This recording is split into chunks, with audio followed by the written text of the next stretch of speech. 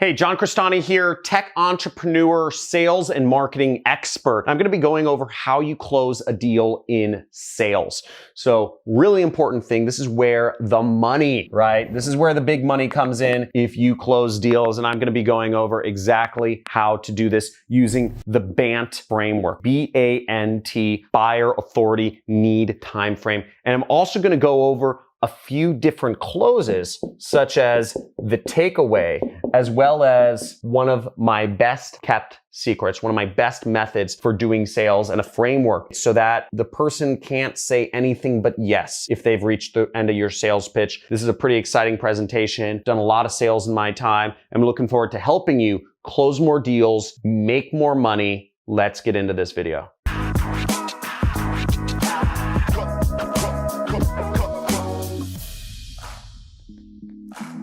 Hey, John Crestani here, online marketer, tech entrepreneur. My first job was actually doing sales. I was working in a boiler room with mostly guys. Our quota was minimum 100 calls a day. So every day I was pumping out 150 calls a day, right? I'm an overachiever. Don't be lazy, you millennials, and tell me if I call you out. If you're watching this video on your phone, portrait style, and you're sitting there scrolling through the comments, type in I got you. If I got you, flip the phone to landscape mode. Give it your full focus if you really want to learn this information the most. Type in I got you if you got you, and then flip it back to landscape mode. Let's get into this. So first off, buyer. Okay, this is the BANT framework once again, and you can search this online, BANT. But what BANT is: buyer, authority, need, time frame. Why is this important? Well, these are the four main things you need to find out from somebody in order to close them. First off, you need to know, does this person have the money, right? You know, I used to work in investment marketing. The company didn't want to do deals that were under $25,000. Or another way of phrasing that is they only wanted people who could move over at least $25,000 into an investment. So I needed to make sure that the people I was marketing to could spend more than that. If they couldn't spend more than that, it doesn't even matter. So if people don't have the money to spend on your product or service, it doesn't even matter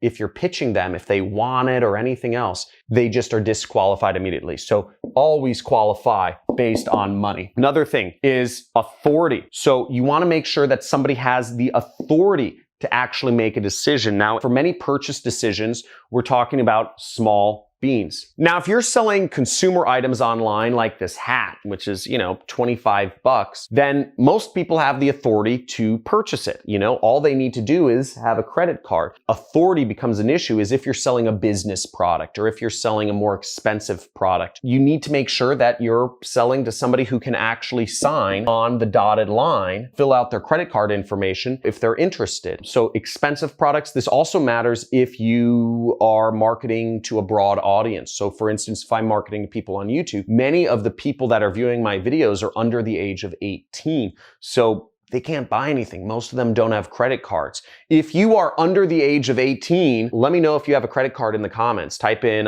your age and yes, if you have a credit card, or your age and no. If you don't have a credit card, I'd be interested in knowing how many people under 18 have credit cards. But that's a real thing. Do you have the authority to buy? Next item is the need. Does the person actually need the product you are selling? Do they need it? Do they want it? They don't have any desire for whatever you're selling somebody. If you're in sales, oftentimes maybe you're talking to a gatekeeper type of person, right? First off, a gatekeeper doesn't have authority to make a buying decision. Maybe you're talking to some sort of employee. Maybe they're just wasting time. Maybe they're just talking to you to waste time on the job, and they don't actually care about purchasing your product or solution that you offer. So you always make sure that they have the need, the want, the desire to use your product. If they don't, you have to create it. You have to either create that want or desire, or you have to move on quickly. And oftentimes in sales, the best thing is to just move on quickly to somebody who does have the need. Now, the fourth factor is the T,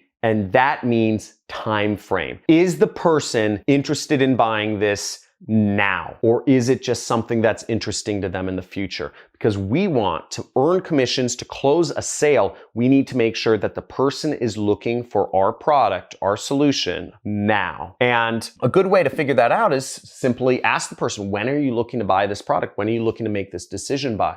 If this is something that the person is saying, I'm really interested, I'm totally willing to buy your product, but it's just not the right time. I'm going to do it by the end of the year. I'm going to do it a month from now. Either you haven't done your job of creating enough desire for that, or you haven't shown them why they need it now. Now, once you've qualified people on all of these things, they are a buyer, check. They have the authority to buy, check. They have the need, want, or desire, check. And they're willing to do it in a reasonable time frame. You are ready to go. Now, if the person still doesn't buy, there's a bunch of different closing techniques. You can Google it. You can Google the term closes, right? Sales closes. But I'm going to only go over one sales close right here, which I believe is the most effective and the least scammy of them all. And it's just the takeaway. I don't like pressure tactics, but the point being, if somebody wants your product, you can just say, okay, maybe it's not a good fit for you. You aren't interested in doing this in the next month. I'm going to work with your competitor or something like that. Just take it away. Say, okay, sir, I'll let you figure it out. I found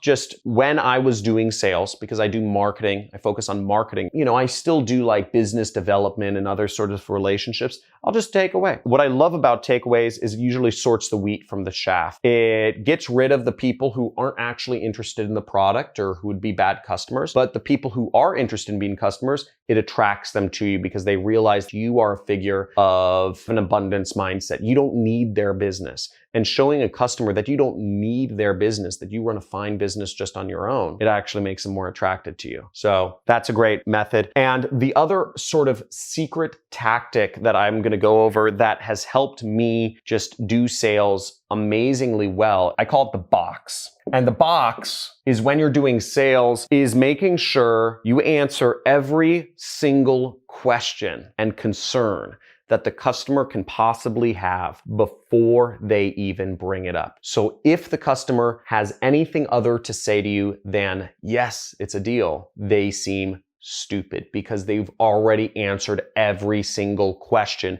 that they could possibly ask. Now, how do we create a box where literally every single reason that a customer can think of is addressed? And the way we do that is we simply address every single objection that the customer can think of. Now, what are reasons why customers don't buy a product or service? Well, we might have, time's not right. We might have customers saying it's too expensive. Down here, we might have another objection that it takes too much time. And what's another objection why people might not buy a typical product or service? They might say they don't trust you. They don't know you well enough yet. So all of these objections, and there could be many more objections in buying a product or a service, but these are sort of broad objections that apply to anything somebody might purchase. You can find ways to address every single one of these objections if you've worked in an industry long enough. They don't trust you. How would you address that objection? Well, you can address that objection by a number of different things. You can block that objection off. You're building a little wall to block that objection off by talking about your credibility. You can talk about your testimonial. So one thing I do, for instance, in my program is people might say, well, they don't know if the product actually works. They don't know if my training course is actually really good. And what I'll do is I'll actually just say, don't listen to me. If you don't trust me, that's fine, but trust the results. And I show them testimonials of some of my students. For instance, just now, check out some of these testimonials of some of my students. That's pretty powerful, right? I have so many students at this point who have gone through my program and making money. It's almost a non-issue. And I've been featured on the news, on Forbes, on Fast Company. I'm a credible person. But again, people don't know that if they've never been exposed to you. Now, if this is your first time being exposed to me, make sure you click the subscribe button, hit the notification bell so you can be aware of future videos. All I talk about is sales and marketing on this channel. Now, another objection you might get for many products is that it's too expensive. And if people are saying that your product is too expensive, then they likely don't know about the other more expensive ways of solving that problem. An example might be for a weight loss pill, right? There are a lot of natural weight loss remedies that work very well, but the public doesn't know about them too well. Most of the public thinks that getting surgery, liposuction, or some sort of lap band or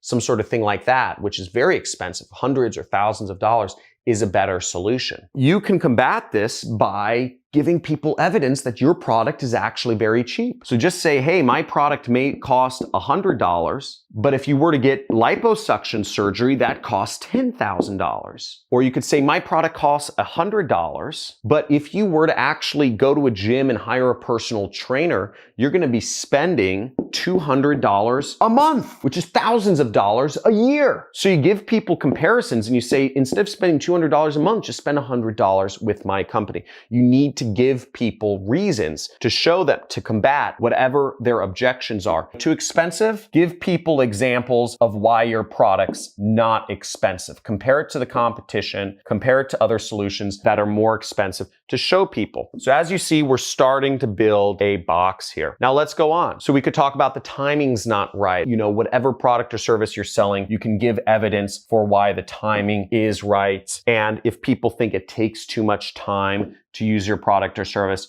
once again, you build a box and you show them why the time is right now. And I always tell people for my product, which is my training course, if you want to do affiliate marketing, you're saying, I'm too late. Affiliate marketing's been around for 20 years now. I got in, 8 years ago, full time, right? I was late to the party, but the best time to start is now. Some people compare it to the gold rush. It's not like the gold rush. The gold rush, there's a finite amount of money in the earth and you have to be the first one to get it out. This is more like the invention of electricity. Electricity was invented 100 years ago and companies are still using electricity, right? All new companies use electricity now. Isn't that interesting, right? So is electricity a fad? If you weren't in electricity business, 100 years ago, do you still have a chance? 100%. Apple, their products use electricity, was started 100 years after electricity was invented. How are they able to compete? Because it just takes over everything. Electricity is a foundational element for business now, and so is the internet. And the best time to get in the internet is right now, today.